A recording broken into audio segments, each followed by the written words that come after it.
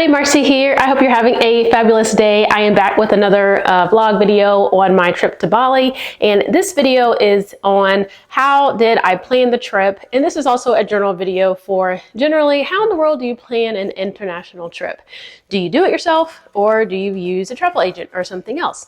So I hope that you watched the first one on why I went to Bali in the first place, and I have a lot more videos to film for you so that you can get the full picture of what it's like traveling internationally, and again, most importantly, what is it like to travel to Bali.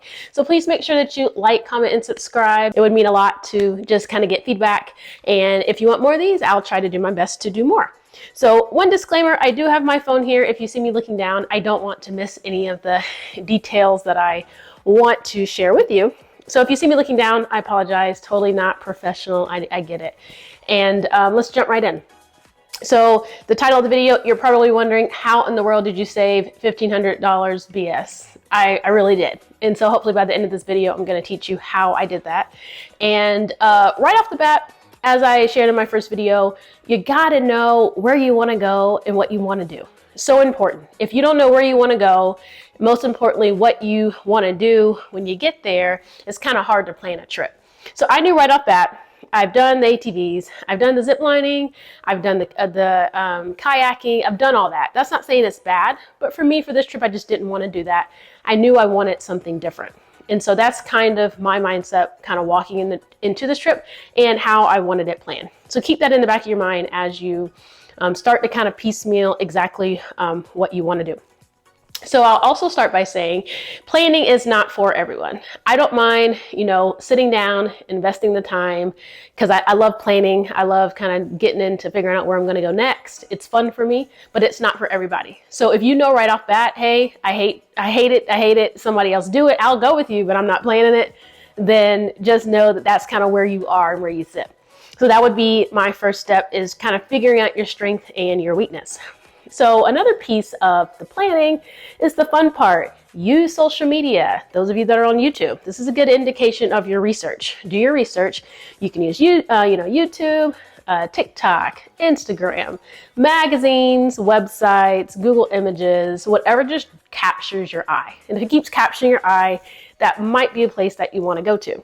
And so that would be kind of step one on where you want to go, and from there you can kind of call it your vision board if you need to. You'll start to be able to think of what you want to do. And by the end of this vlog series, I will share with you again my full itinerary of exactly what I did. I'll share it all. Okay, and so again, to start the process, as I mentioned, travel all the way across the world. I don't know what I'm doing. I need a travel agent. So I started with 4. And those 4 travel agents were very different in the sense that one was from Bali, just a website that I found. One was a Black travel company that I found, kind of more so promoting, women's travel. One was a travel agent website. She lives in Tennessee, kind of close to me. And the other lady was just kind of some lady online who she traveled a lot of the places that I wanted to travel to. So that's kind of the 4 buckets. And so then I started those conversations with all 4 of them and started to see some trends. I was like, for day 1 or for this and that, everybody is planning the same day. Like everybody has the same thing listed, for example. So the Bali guy, again, it seemed okay. He had some different stuff because maybe he's from Bali, and it was fine. I didn't have anything too objective other than his price was too high. So that was kind of strike one for him. The Black travel company, it was very cookie cutterish. It was, here's what you can do. And then if you want to swap out this or this, you can plug that and play and take your trip that way. I liked it. Again, budget a little high, and I just wanted something different. The one lady in Tennessee that lived close to me, talked on the phone for her for about 45 minutes, gave her all my wants and my don't wants, and sent her emails. And guess what? She disappeared off the face of the earth. So that was very frustrating. And I actually spoke with her first in the search. So that was definitely disappointing to pour out, oh, this is my dream trip, this is what I want, and then she goes ghost. Now, she is one that was willing to plan without paying money. So that's kind of maybe the downfall for that service. And then her commission would have been on the back end. Once I booked the trip with her, she would have got her commission. The last travel agent, what turned me on from her was, oh, I just booked a honeymoon for a couple in Bali. And so for me, because I'm thinking to myself, I'm planning my anniversary trip. I get it. You're thinking, oh, romantic, this and that. I just didn't want the same trip as somebody else. So that was my big X from her too. I was like, no, I'm good.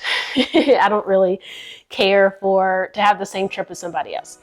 But what I did learn from the experience is that everybody shared some really good information. I learned a lot along the way. And then I began to kind of piecemeal, like, I think I can do this myself. I've kind of done my own research. I've spoken with them. I kind of already know where I want to go. And now it's just time to make it happen. So that's exactly what I did. I just came to the conclusion I'm going to do this by myself. And the most important thing, the reason you're watching this video, in my opinion, is that I hired a driver. So I did a lot of research on finding a dedicated driver to drive us throughout this trip because I wanted that flexibility for us to go and to do whatever we wanted to do when we wanted to do it. And that's exactly what we got. You can do that with a driver. And so you can find these drivers through, there's a company called Klook, and I'll get into that in a second. That's Klook. And there's other websites too. If you Google whatever country you're visiting, dedicated driver, and I think the keyword you can use is like solo trip or private trip transfers, things of that nature. You can also find them. You'll find those one-way transfers to and from the airport. You could also ask those companies also if they're willing to kind of be your driver for the week. And that proved to be extremely very beneficial for me. And so leading to the next step, part of what I've learned, again, working with the travel agents, was, again, those cookie cutter type of days. On day one, you do this. On day two, you do this. I was like, oh, okay. When I went to a website called Klook, like I just mentioned, I started to see exactly what the travel agents were showing me, which was Klook has day trips already planned out. So they pick you up from your hotel bright and early, as early as like 6 a.m. They may take you out all day and drop you out back up for your resort or Airbnb later in the day. So that is what I saw. And while I liked it, and I was absolutely going to do that, I was going to say, well, let me just buy, 5 of these Klook deals and call it a day. And I would have planned my own trip. Guess what? It starts to add up. Now, if you're not budget savvy like me, I say go for it. I mean, no need. Just pick a few of them. They're going to take you and you're going to have a blast. You really will. But for me, when I was looking at them, some of the stuff I liked and some of the stuff I really didn't care to do, and I couldn't really find the exact day that I wanted. And as I mentioned, I just went back to, I'm going to use what the travel agents told me. I'm going to use what I'm seeing already on these preset itineraries, and I'm just going to create my own. And so that's exactly what I did. And I don't have any ill feelings about it because I was able to do everything that I wanted to do except yoga. I get into that on my next video to explain for you, why Marcie stopped talking about yoga so much. You didn't get to do it. I will absolutely share. But I hope that gives some context. And so the reason why I was able to save the $1,500, I got the quotes from different websites. I like to use a website called European Destinations. I use that website when I travel to London and Europe, and I love it because they have wholesale flight prices and the prices are, pretty much cheaper. I use them, and that's just going to be the transfers from the car to your resort back and forth. That's going to be your hotel and your flight. So that was kind of an option. Of course, I looked at, the Expedia type of websites, and also the travel agents gave me their quote, and the quote that they give you doesn't include, it depends on which one. Like I said, I spoke with 4. So some of the quotes did have the flight, and others, it just had their service. And so kind of all of that together. If you're a little bit savvy, there might be an app that you can teach me about. You can leave a comment below to help the next person. I just use Excel, and I budgeted out each day what I had planned to do based on my research and where I wanted to go. And I kind of plugged the amounts, kind of the receipts as I was going through. And yes, obviously now that the trip is done and over, I saved $1,500, which is awesome. That's kind of half of a flight. The flight to Bali is not cheap. And I'm just super proud to say that I was able to, one, plan my first super international trip. Again, I've traveled internationally a lot, but I always just pick something that's preset and go with it because it's easy. Obviously, it's easy. I happen to have, you know, a time period where I could just sit and dedicate and plan it, which is awesome. And it just proved to work for me. So I hope those tips help as it relates to kind of giving you that boost to plan that next trip. Use travel agents. I know if you're a travel agent, you probably hate me right now, but use travel agents if you can to get an idea of it.